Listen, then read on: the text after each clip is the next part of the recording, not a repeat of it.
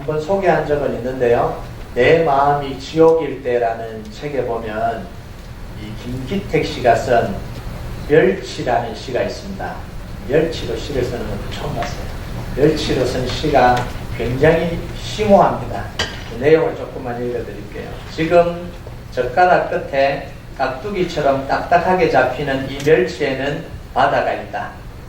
지금도 멸치의 몸통을 뒤틀고 있는 이 작은 무늬가 파도를 만들고 해일을 부수고 고깃배를 부수고 그물을 찢었던 것이다.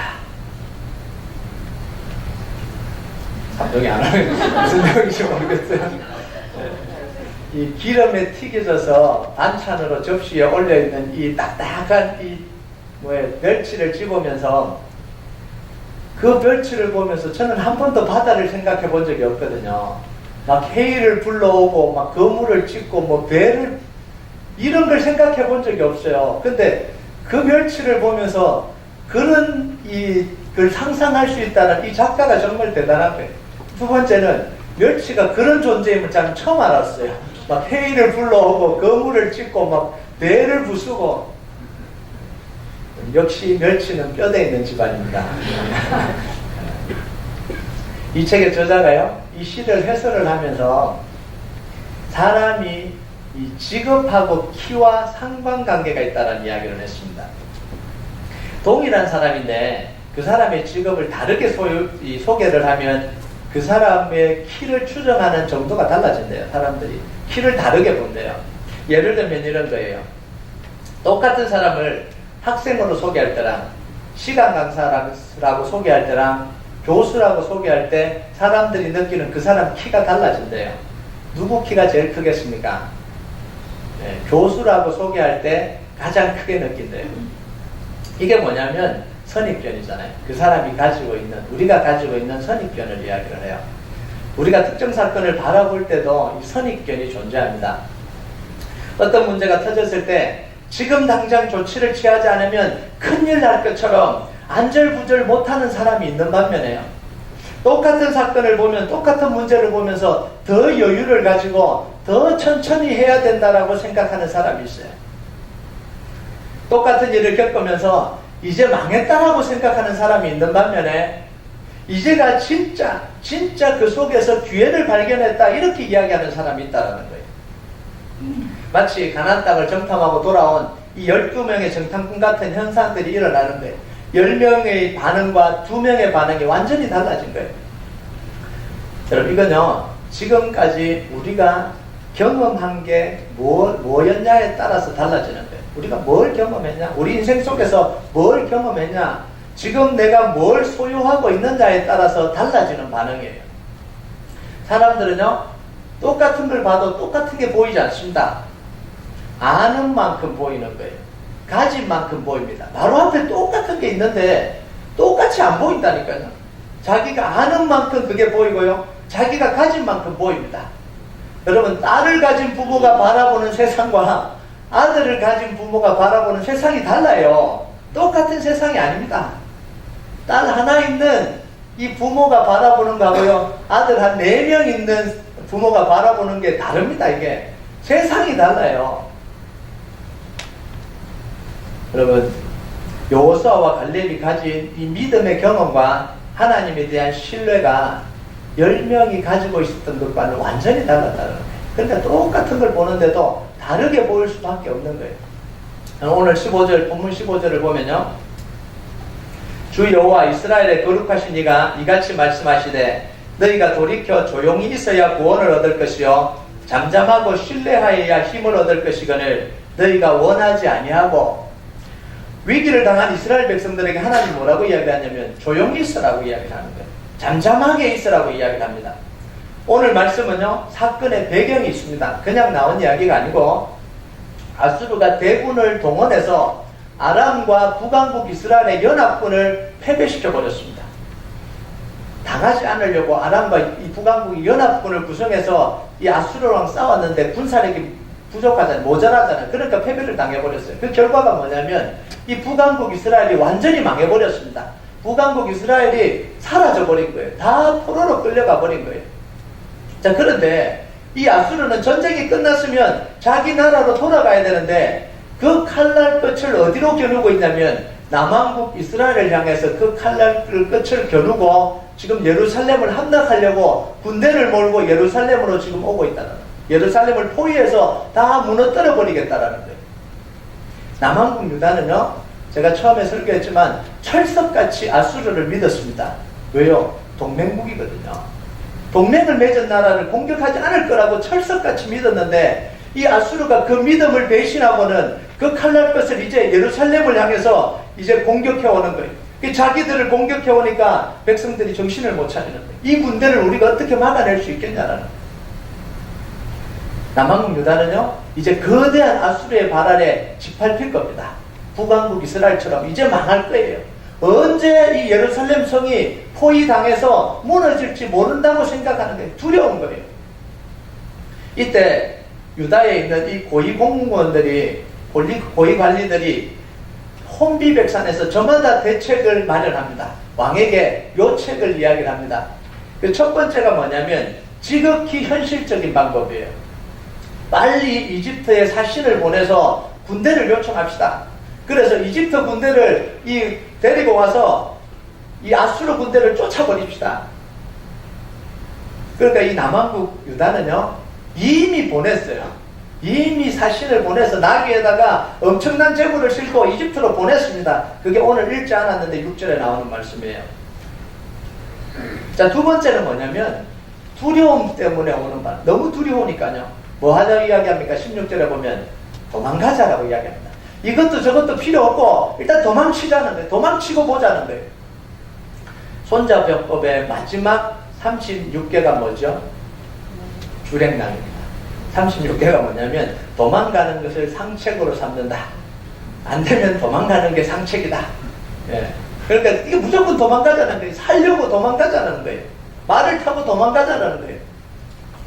여러분, 이게 왜 중요하냐면 이 유다 백성들이 했던 이 두 가지 반응이 우리가 어려움을 겪거나 위기를 겪을 때 나오는 똑같은 반응이라는 거예요. 여러분, 처음에는 위기가 당하면 현실적인 방법을 생각하잖아요. 내가 어떻게든 문제를 해결해 보겠다고 여기저기 도움을 요청합니다. 가족들에게, 친척들에게 이 도움을 요청하잖아요. 제발 좀 도와달라고 도움의 손을 벌리잖아요. 친구들에게 닥치는 대로 전화해서 도움을 좀 요청하잖아요. 좀 도와달라 그러잖아요. 10년 동안 연락도 안 했는데 연락하기도 하고 이거 해결을 해야 되니까. 그런데 대부분 도움을 요청하면 거절당합니다. 그죠? 대부분 거절당해요. 어려운 부탁일수록 더 많이 거절당합니다. 절실한 부탁일수록 많이 거절당해요. 여러분, 놀자고 같이 즐기자고 할 때는 생각해보면 친구들이 너무 많잖아요. 그런데 돈 한 번 빌려보려고 전화하려고 이렇게 이 전화번호를 보면 친구가 없잖아요. 친구가. 정말 누구한테 부탁을 해야 될지 모르잖아요. 이게 사람이에요. 그러다가 정말 이제 안 되니까 뭐예요? 잘못된 곳에 손을 벌려서 더 어려운 상황에 맞이하게 되는.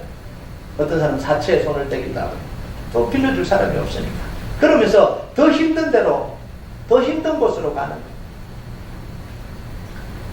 그럼 제가요, 목회를 하다가 한 번쯤 그런 적이 있어요. 정말 너무 힘드니까 누굴 좀 도와줬으면 좋겠다. 이 큰 교회에서 뭔가 좀 도와줬으면 좋겠다. 이런 생각이 들어서 고민을 하다가, 그렇게 하면 안 되는데, 하나님을 믿고 기다려야 되는데, 고민을 하다가 제가 그래도 옛날에 좀 알았던 분에게 이 SNS로 연락을 했습니다.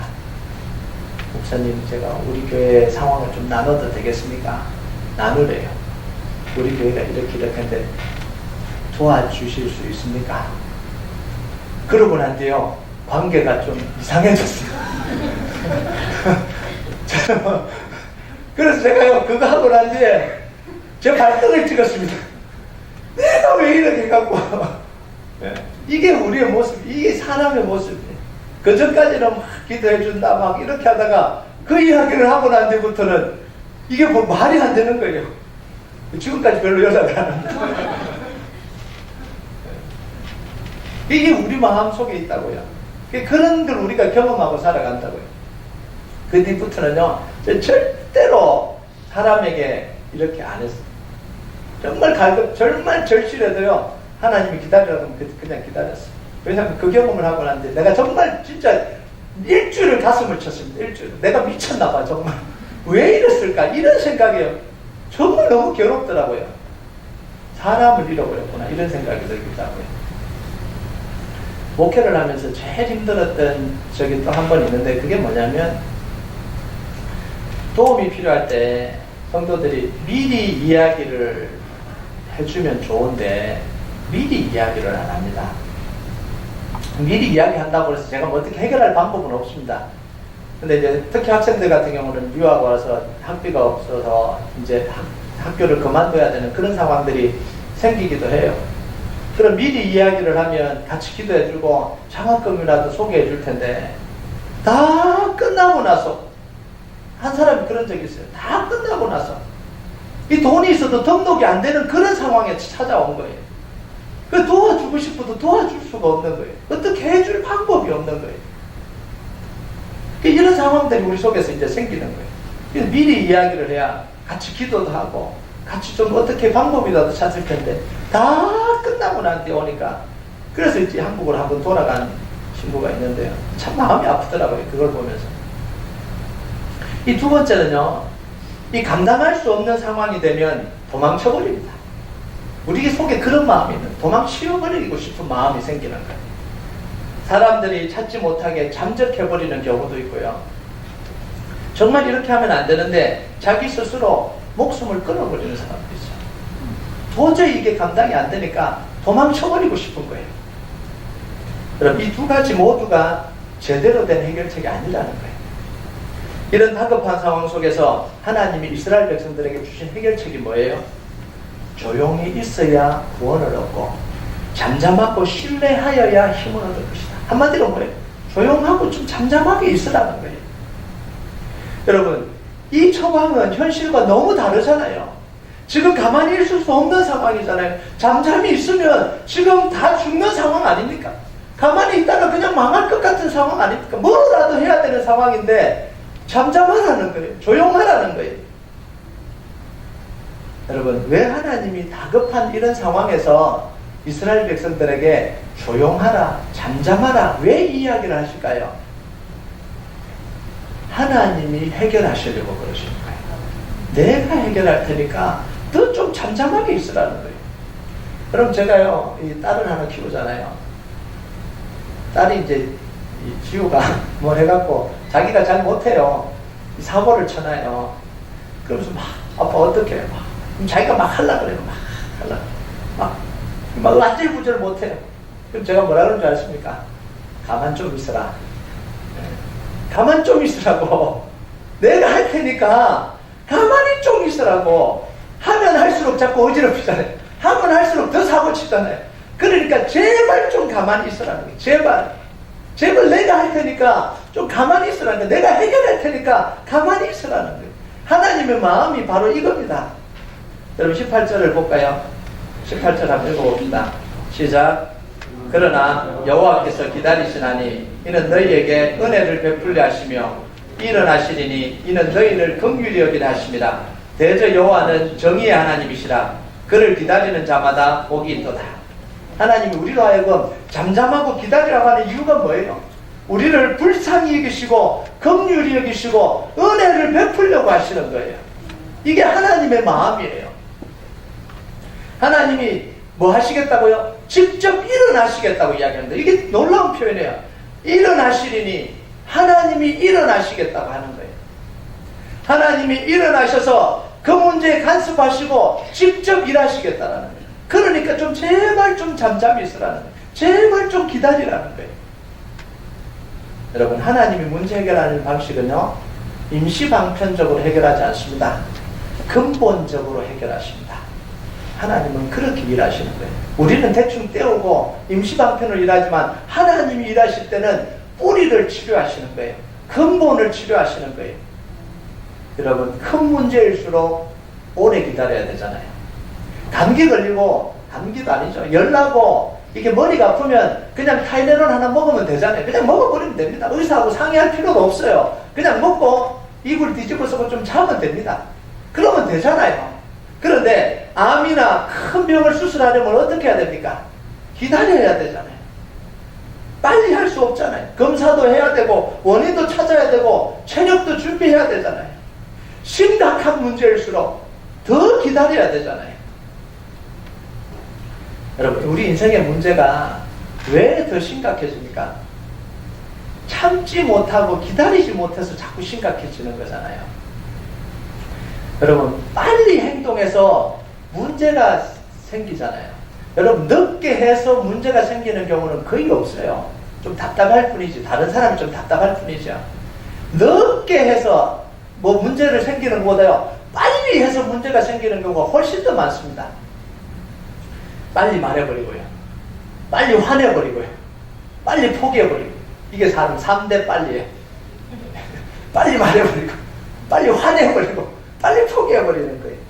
조금만 더 기다리면 오해가 풀리는데, 조금만 기다리면 오해가 풀리는데, 조금만 더 기다리면 상황이 바뀌는데, 조금만 더 기다리면 되는데, 그걸 못 기다려서 말해버리는 거예요. 오해가 더 쌓여버리잖아요. 그걸 못 기다려서 행동해버리잖아요. 문제를 더 꼬아버리잖아요. 조금만 더 기다리면 이해가 되는데요, 상황이 바뀌는데 그걸 못 기다리는 거예요. 여러분, 좋은 이야기는요, 빨리 하면 좋고요, 그죠? 좋은 이야기는 되도록 빨리 해야 됩니다. 근데 좋지 않는 이야기는 가능하면 천천히 하는 게 좋습니다. 가능하면. 그러다가 타이밍을 놓치면 어떡합니까? 그냥 놓쳐버리세요. 안 하는 게 좋습니다, 그거는. 그러니까 좋은 이야기는 마음에 담아두지 마시고 빨리 이야기를 하시고, 여러분, 좋지 않는 이야기 같으면 계속해서 기다리세요. 기다릴 수 있는 만큼 기다리세요. 그게 정말 은혜를 받는 길이에요. 그게 해결되는 길이에요. 여러분, 중요한 결정을 내릴 때는 충분하게 생각하고 기도하면서 결정하세요. 정말 중요하다고 생각되는 문제는 정말 오래 생각하고 기도하고 결정을 하세요.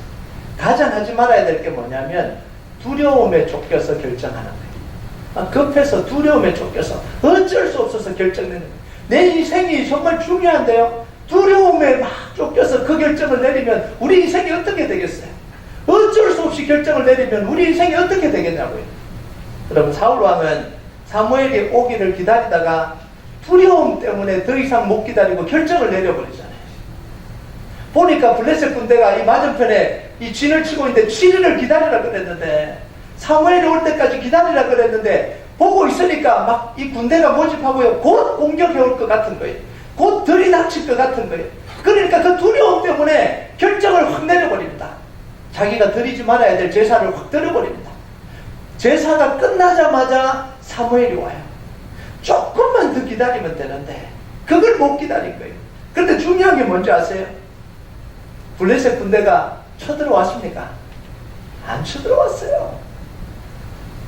이 사무엘이 올 때까지 오고 나서도 안 쳐들어왔습니다. 사무엘이 오고도 며칠 동안 안 쳐들어왔어요. 그 지금 뭐예요? 자기 혼자 그러는 거예요. 자기 혼자 이 죽을 것 같다라는 거예요. 실제로는 쳐들 것 같이 막 연기를 불쑥불쑥 풍기는데 진짜 쳐들어오지는 않는다라는 거예요. 죽을 것 같은데 진짜 죽지는 않는다라는 거예요. 지금 칼이 목에 들어오지도 않았는데 기절해버리는 거예요. 칼 하나 들고 이렇게 하면 저거 내 칼 목에 댈 거야. 그러고 대지도 않았는데 기절해버리는 거예요. 이게 우리 모습이에요. 여러분, 기다리라는 말보다 더 답답한 말이 없잖아요. 기다리라는 말보다 더 무책임한 말이 없습니다. 정말 자기는 답답해서 찾아갔는데, 내가 막 답답해서 찾아갈 때 뭐라 그러냐면, 집사님 좀 기다리세요. 그럼 속에서 화가 나잖아요. 나의 상황을 몰라서 그렇지 지금 어떻게 나보고 기다리라 그러냐는 거예요. 내가 지금 속이 타서 죽을 것 같은데 지금 무슨 이야기를 하냐는 거예요. 여러분, 기다리라는 말을 듣는 것보다 답답한 게 없잖아요. 자, 그런데 하나님 오늘 말씀에 조용히 하라, 잠잠하라는 건 유다 백성들을 답답하게 하려고 하시는 게 아니에요. 무책임하게 그런 게 아닙니다. 오히려 도우려고 하시는 거예요. 평안을 주기 위한 거예요. 문제를 해결하기 위한 거예요. 여러분 믿으십니까? 네. 하나님이 여러분에게 기다리라고 하실 때는 해결하시려고 그러는 거예요. 평안을 주시려고 그러시는 거예요. 하나님이 조용하고 잠잠하라 그러니까 넋을 놓고 아무것도 하지 않는 이런 걸 하는 게 아니에요. 오케이, 그냥 내가 할 일을 하고 놀자, 이게 아니에요. 기다리라 그러니까 상황이 아무리 심각해도 내가 하고 싶은 거 내 멋대로 하고 살자, 이런 게 아닙니다. 여러분, 기다림은 수동적인 행동이 아니라 적극적인 행동입니다. 우리는 기다리는 걸 수동적으로 생각하는데요, 기다림은 적극적인 행동이에요. 여러분, 기다림이 가장 영적인 행동입니다. 오늘 말씀에는 이 기다리는 걸 세 가지를 가지고 구체적으로 이야기합니다. 기다리는 게 도대체 뭐냐? 이걸 세 개를 구체적으로 이야기를 해줍니다. 여러분, 첫 번째, 기다린다라는 말하고 기도한다는 말이 같은 말이에요. 여러분, 동일어입니다. 기다린다, 기도한다는 같은 말이에요. 여러분, 엑소더스를 보면 하만이 제비를 뽑아서 이스라엘 백성들을 죽이려고 그러잖아요. 그래서 부르라는 제비를 뽑았습니다. 아달월 13일이 떨어진 거예요. 그날 이스라엘 백성들은 다 죽는 날이에요. 황제의 칙령으로 전국에 공포를 내렸습니다. 그럼 무조건 죽이면 되는 거예요. 그런데 이제 이스라엘 백성들이 기다리잖아요. 하나님이 역사하실 때까지 기다리잖아요. 1년 동안 12월까지 기다리잖아요. 그런데 그 기다리는 내용이 뭐예요? 바로 기도 아닙니까? 기다리는 내용이 기도입니다. 모르드게가 어디서 기다립니까? 베옷을 입고 머리에 죄를 뒤집어 서고 성문 앞에서 지금 기도하면서 기다리는 거잖아요. 지금 모르드게가 지금 입을 뒤집어 서고 울면서 집에서 그냥 잠자고 있습니까? 아니잖아요. 기다리면서 베옷을 입고 회개하고 죄를 뒤집어 서고 성문 앞에 나와서 지금 시위하듯이 기다리고 있는 거 아니면 기도하고 있는 거잖아요. 에스더가요, 자기 시녀들과 더불어서 모든 백성들과 3일을 금식하면서 기도하잖아요. 이게 기다림입니다. 여러분, 다윗에게 기다림이 기도였습니다. 내가 이 시편 40편 1절로 같이 한번 읽어볼까요? 시작. 내가 여호와를 기다리고 기다렸더니 귀를 기울이사 나의 부르짖음을 들으셨도다. 지금 이 상황이 어떤 상황이에요? 2절을 보면 내가 기가 막힐 웅덩이와 수렁에서 지금 내 발이 빠져가는 걸 느끼고 있다는 거예요. 그런데 뭐예요? 내가 여호와를 기다리고 기다렸더니, 기다릴 수 없는 상황이잖아요. 지금 내 발이 지금 빠져가고 있는데 어떻게 기다립니까?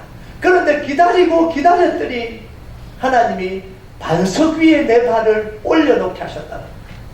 마치 반석을 내 발 밑에 대서 다시 위로, 이 구덩 위로 올려주셨다는 거예요. 요나에게 기다림도 기도였습니다. 요나가 그냥 기다리는 게 아니잖아요. 요나서 2장 2절 같이 한번 읽어볼까요? 시작. 이르되 내가 받는 고난으로 말미암아 여호와께 불러 아뢰더니 주께서 내게 대답하셨고 내가 소홀의 배 속에서 부르짖었더니 주께서 내 음성을 들으셨나이다. 요나가 지금 어디죠? 물고기 배 속에서요. 갇혀서 3일 밤낮을 있는 거예요. 요나의 기다림은 뭐냐면 기도예요. 내가 소홀의 배 속에서 부르짖었더니 주께서 내 음성을 들으셨다. 여러분, 여기서 공통적으로 나오는 단어가 뭐죠? 나의 부르짖음을 들으셨다. 내 음성을 들으셨다. 하나님은 우리 목소리를 들으실 때 응답하십니다. 여러분 믿으십니까? 내 목소리를 들으실 때 응답하시겠다는 거예요. 여러분 19절을 같이 한번 봅시다. 19절 제가 읽을게요. 시온에 거주하며 예루살렘에 거주하는 백성아, 너는 다시 통곡하지 아니할 것이라. 그가 내 부르짖는 소리로 말미암아 내게 은혜를 베푸시되 그가 들으실 때에 내게 응답하시리라. 기다림이 기도해야 되는 이유가 바로 이겁니다. 하나님은 우리 목소리를 들으실 때에 응답하신다는 거예요. 여러분, 여러분이 고난 중에 있습니까? 위기에 처해 있습니까? 기다리면서 여러분의 목소리가 하나님 귀에 들리게 하십시오. Let your voice be heard. 오래간만에 영어를 안 썼습니다. 여러분의 소리가 하나님께 들리게. 한번 생각해 보세요. 여러분의 목소리가 하나님께 들리게 하기 위해서 여러분은 뭐 하고 계십니까? 여러분의 목소리가 하나님께 들리고 계십니까? 들리고 있습니까? 두 번째는요, 기다리는 것은 하나님의 문제 해결 방식을 내가 받아들이겠다는, 이게 기다림입니다. 기다릴 동안 일어나는 일을 내가 참고 견디겠다는 거예요. 하나님을 기다리면서 하나님이 일을 처리해 가실 때 내게 일어나는 이 힘듦과 어려움들을 내가 참고 기다리겠다는 거예요. 여러분 20절을 볼까요? 주께서 너희에게 환난의 뜻과 고생의 물을 주시나 내 스승은 다시 숨기지 아니하시리니 내 눈이 내 스승을 볼 것이며. 자, 기다림은 편안한 시간만 주어지는 게 아니라는 거예요. 환난의 뜻과 고생의 물을 마시는 시기가 바로 기다림의 시간이에요. 또 이거 이야기하면 또 안 좋아하시죠? 꼭 이런 이야기를 하면 안 좋아요. 일부 설교하는데 앞에서는 막 아멘 하다가 뒤에 가니까 아멘 소리가 쑥 들어가더라고요. 여러분, 우리가 환난의 뜻과 이 고생의 물을 마셔야 될 때가 있습니다. 이스라엘 백성들에게 어떤 기간이 있어요? 포로로 잡혀간 기간이 있습니다. 하나님이 이스라엘 백성들을 회복하기 위해서 포로된 기간이 있었습니다. 고생의 환난의 뜻과 고생의 물을 마신 그 시기 아닙니까? 여러분, 다윗에게 도망자가 되는 기간이 있었습니다. 왕으로 기름 부음 받고 왕이 등극되기 하기 전까지 이 고생의 뜻과 이 환난의 뜻과 고생의 물을 마신 그 시기가 있었다라는 거예요. 여러분, 그런데 중요한 건 뭐냐면 모든 순간에 하나님이 함께 계셨다는 거예요. 그 모든 순간에요. 여러분, 하나님은 우리에게 고난의 길을 피하라고 그러지 않았습니다. 자신이 잘못한 결과에서 도망치라고 이야기하지 않았습니다. 사도 바울도 우리에게 분명하게 이야기를 합니다. 오직 하나님의 능력을 따라 복음과 함께 고난을 받아라. 여러분이 제일 싫어하는 말씀입니다. 네. 여러분, 이 말씀을 읽으면 제일 먼저 들어오는 단어가 뭐죠? 고난. 또 고난. 또 고난. 저는 이 말씀을 읽으면서 제일 먼저 들어오는 단어가 고난이 아니에요. 하나님의 능력을 따라. 하나님의 능력을 따라. 저는 이게 보입니다. 고난이 보이는 게 아니라. 여러분에게는 고난이 보이십니까? 어떤 사람에게는 하나님의 능력을 따라하는 단어가 보일 테고 어떤 사람에게는 고난이라는 단어가 보일 겁니다. 그 사람의 상황에 따라 보이는 거예요. 여러분, 그런데 중요한 건 뭐냐면 하나님의 능력을 따라 복음과 함께 그 다음에 뭐예요? 고난을 받아라. 죽도록 고생해라 이런 이야기가 아닙니다. 능력 주시겠다라는 거예요. 힘 주시겠다라는 거예요. 그 고난이 아니게 해주시겠다라는 거예요. 그 고난이 기쁨이 되게 해주시겠다라는 거예요. 아무도 아멘을 안 하고 있는 것이 네. 그럴 줄 알았습니다. 네. 뭐 그렇다고 아멘 안 한다고 고난 있는데 고난 안 나가는 건 아닙니다. 네. 그럼 대부분 문제가 어디서 출발하냐면 여기서 대부분 문제가 출발을 하는 거예요. 환난의 뜻과 고생의 물을 마시지 않으려고 하는 거예요. 우리가요. 내가 잘못한 것을 책임지지 않으려고 하는 거예요. 문제를 해결해 나가는 과정에서 내가 직면해야 되는 그 두려움과 아픔과 힘겨움을 내가 직면하지 않으려고 하는 거예요. 여러분, 그리스도인들은요, 하나님의 은혜로 자기 책임을 회피해버리는 사람이 아니에요. 우리가 기도하는 건 하나님의 은혜로 하나님이 역사하셔서 내 책임을 회피해달라고 하는 게 그게 기도가 아닙니다. 오히려 자기의 잘못을 적극적으로 책임지는 사람이 바로 그리스도인들입니다. 여러분, 이거 안 하려고 뭐해요? 거짓말 하잖아요. 이렇게 안 하려고 꼼수 부리잖아요. 이렇게 안 하려고 권력을 이용하잖아요. 내가 책임을 안 지는 게 하나님의 은혜라고 생각하는 잘못된 신앙이요, 은연중에 우리 속에 들어와 있습니다. 가끔씩 제가요, 어떤 누가 간증을, 우리 교회는 간증을 안 하죠. 간증을 하는데 갑자기 제가 뜨아할 때가 있어요. 뜨아라는 표현을 아십니까? 네. 갑자기 황당해질 때가 있습니다. 막 나누면서요, 하나님이 함께 했다 그러는데 자기가 잘못하고 죄를 지었는데 기도해서 그걸 다른 사람이 몰랐다 그러면서 하나님의 은혜다 이렇게 이야기를 하는 사람을 보면요, 제가 막 당황스럽습니다. 어떻게 내가 잘못해서 내가 책임을 져야 되는 부분인데 기도해서 하나님이 다른 사람을 모르게 해서 넘어갔다, 이게 어떻게 하나님의 은혜가 되냐고요. 그런 하나님이 아니에요. 우리 하나님은 그런 하나님이 아니잖아요.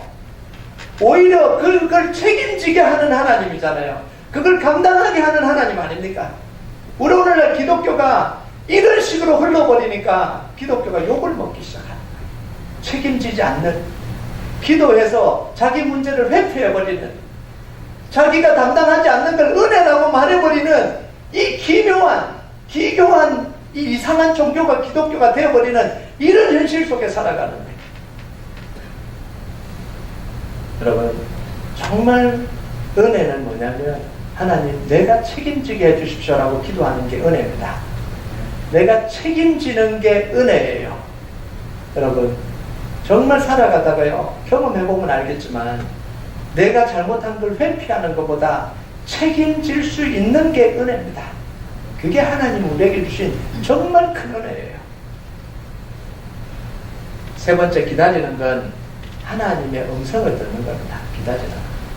21절을 보면요, 너희가 오른쪽으로 치우치든지 왼쪽으로 치우치든지 내 뒤에서 말소리가 내 귀에 들려 이르기를 이것이 바른 길이니 너희는 이리로 가라 할 것이며. 이게 무슨 이야기예요? 걸어가는데 뒤에서 그쪽 아니야, 오른쪽 가면 그게 아니야, 왼쪽. 앞으로 가, 뒤로 가, 옆으로 가. 이게 들린다는 이야기다. 그죠? 잘못 걸어갈 때 뒤에서 하나님이 너 지금 잘못 가고 있어, 왼쪽으로 가, 오른쪽으로 가. 이게 들려야 되는데 여러분, 우리 생각으로 가득 차 있으면요 하나님의 음성 안 들려요. 여러분, 자기가 원하는 데 다 꽂혀 있으면 사람의 말도 안 들리고 하나님 말씀도 안 들려요. 그러지 않습니까? 여러분 살아가 여러분 생각에 다 빠져 있으면요 아무 이야기가 안 들립니다. 여러분, 내가 붙들려 있거나 집착하고 있는 것에 사로잡혀 있으면 하나님 음성이 안 들려요. 여러분, 언제 들립니까? 자기 스스로 놓거나 그걸 놔야 돼요. 이 포커스하고 있는 거 그걸 놔야 돼요. 내려놔야 돼요. 자기가 놓거나 아니면 뭐예요? 하나님이 놓게 하시거나, 둘 중에 하나가 돼야 음성이 들릴 거 아니에요. 그래서 이스라엘 백성들이 포로로 잡혀간 이유가 뭘까요? 아무리 이야기해도 안 들리니까. 선지자를 보내서 이야기를 해도 선지자 죽여버리니까. 선지자 이야기를 하면은 뭐예요? 감옥에 가둬버리니까. 그 상태로는, 우상에 사로잡힌 그 상태로는 소리가 안 들리니까 하나님이 뭐예요? 예루살렘을 무너뜨리고 포로로 끌려가게 만듭니다. 그때는 기가 막히게 잘 들려요. 이스라엘 백성들이 포로로 잡혀갔거든요. 하나님의 말씀을 얼마나 잘 듣는지 몰라요. 그 신앙의 부흥이 다 그 포로기에서요, 바벨론에서 다 일어났습니다. 예루살렘의 그 찬란한 문화 속에서 신앙이 꼽힌 게 아니라 그 포로로 잡혀간 그곳에서 신앙의 모습이 다 형성이 됐어요. 왜요? 하나님의 음성이 들리니까. 여러분, 그래서 이스라엘 백성들에게 포로로 잡혀가는 기간이 필요한 거예요. 하나님 우리에게 말씀하실 때 들리지 않으면 둘 중에 하나예요. 내가 놓든가 하나님이 놓게 하시던가. 둘 중에 하나입니다. 은혜가 뭐예요? 내가 놓고 하나님의 음성을 듣는 게 그게 은혜예요. 여러분, 여러분에게 하나님의 음성이 들리는 축복이 있길 바랍니다. 네. 우리 인생에서 어려움이 닥칠 때 우리는요 우왕좌왕합니다. 다 똑같아요. 모든 사람이 똑같아요. 안절부절 못해요. 저도 문제가 생기면 안절부절 못합니다. 이게 사람이에요. 어떻게 해야 되지? 어떻게 해야 되지? 막 정신이 혼미하고 막 생각이 안 되고 뭘 해야 될지 뭐 일이 손이 안 잡힙니다. 그래서 현실적인 반응과 두려움의 반응이 가장 먼저 나타납니다. 현실적으로 어떻게 좀 해결해 보려고 하는 이런 마음이 앞서고요. 두려움이 찾아와서 이걸 내가 어떻게 회피해버리지 않을까? 할 수 없을까? 이런 걸 좀 도망쳐버릴 수 없을까? 이런 마음이 막 가슴 속에 막 몰려와요. 잠잠하고 조용하기보다 행동이 빨라집니다. 말이 빨라져요. 여기저기 말을 하고요. 답답하니까 막 쏟아내고요. 하나님을 의지하고 행동하기보다 두려움에 굴복당할 때가 훨씬 더 많습니다. 이게 우리의 모습이에요. 여러분, 그런데 하나님이 우리에게 뭐라고 이야기합니까? 잠잠하라고 이야기합니다. 잠잠하라. 조용하라. 염려하지 말라고 이야기합니다. 그래서 빌립보 4장 6절에 보면 아무것도 염려하지 말고 다만 모든 일에 기도와 간구로 너희 구할 것을 감사함으로 하나님께 아뢰라. 그리하면 모든 지각에 뛰어난 하나님의 평강이 그리스도 예수 안에서 너희 마음과 생각을 지켜주시겠다고 이야기합니다. 여러분, 하나님은 우리를 돕기를 원하십니다. 돕기 원하시는 분이 하나님이에요. 우리를 위로하기를 원하십니다. 함께 하기를 원하십니다. 너 왜 그렇게 안 했냐? 이게 아니라 돕기를 원하시는 거예요. 하나님의 그 날개로 우리를 덮어주기를 원하시는 거예요. 여러분, 염려를 받아들이지 말고요, 두려움을 받아들이지 말고 하나님의 말씀을 받아들이세요. 하나님이 말씀하시는 음성을 받아들이세요. 하나님의 음성이 여러분 속에 들리게 하십시오. 이 두려움의 순간에, 문제의 순간에, 이 힘겨운 순간에, 그리고 여러분의 음성이 하나님께 들리게 하십시오. 이 두 가지예요. 나에게 하나님의 음성이 들리게 하고요, 내 음성이 하나님께 들리게 하는 거예요. 그러면 모든 지각에 뛰어난 하나님의 평강이 그리스도 예수 안에서 우리의 마음, 이 동요하는 마음, 두려워하는 마음, 이 고통스러워하는 마음을 지켜주실 겁니다. 붙들어 주실 거예요. 그리고 이 가수 이상민 씨가 어떤 프로에 나와서요, 셰익스피어의 명언이라고 소개한 이야기가 있습니다. 이 가수 이상민 씨를 아세요? 잘 모르는 분들도 있고요. 저도 잘 몰라요. 그냥 본 거예요. 옛날 룰라였나요? 뭐 하여튼. 네. 몰라요. 하여튼. 제가 잘 모르는 부분이에요. 근데 이분이요, 47억 자산을 가지고 있다가 하루아침에 57억 빚을 져버리잖아요. 47억 자산이 있었는데 이 잘못해갖고 갑자기 57억 빚을 져버린 거예요. 그 인생이 어떻게 있어? 57억, 여러분 57억 빚을 졌다고 한번 생각을 해봐요. 이걸 어떻게 갚아요? 갚을 수가 없는 거예요. 그러니까 하루아침에 빚쟁이가 돼버렸잖아요. 근데 이 빚 받는 사람이 와서 한 이야기가 있대요. 뭐냐면, 마른 오징어도 짜면 물이 나온다. 얼마나 무섭겠어요. 자기 갚을 돈이 없다고 어떻게 하냐고. 그런데 마른 오징어도 짜, 이거 웃으면 안 되는데, 저 그 말을 듣는데 가슴이 막 푹 뜨. 우와, 마른 오징어도 짜면 물이 나온대요. 와, 이 상황에서 80%를 갚았대요. 80%를. 그 돈을. 그러면서 얼마나 힘들게 지냈을까요? 그러면서 이 셰익스피어 명언이라고 소개한 이야기가 있어요. 힘들 때 우는 건 삼류다. 얼마나 힘들었겠어. 힘들 때 우는 건 삼류다. 힘들 때 참는 건 이류다. 힘들 때 웃는 자가 인류다. 이게 셰익스피어의 진짜 이야기를 했는지 그건 아무도 몰라요. 찾아보면 없어요. 어느 작품에서 말했는지 모르겠는데, 하여튼 이 말은 굉장히 디스하는 건 아니고요. 인터넷에 다 찾아봐도 사람들 못 찾았대요. 뭐 제가 정확하게 출처를 이야기를 해줘야 되니까 어느 작품에 나왔는지 몰라요. 사실 제가 좀 오신스럽긴 했습니다. 셰익스피어가. 근데 굉장히 통찰 있는 이야기잖아요. 굉장히 통찰 있는 이야기고요. 근데 한번 보세요. 그냥 이야기가 아니에요. 57억 빚을 지었다가 그 빚쟁이들 속에서 살아남기 위해서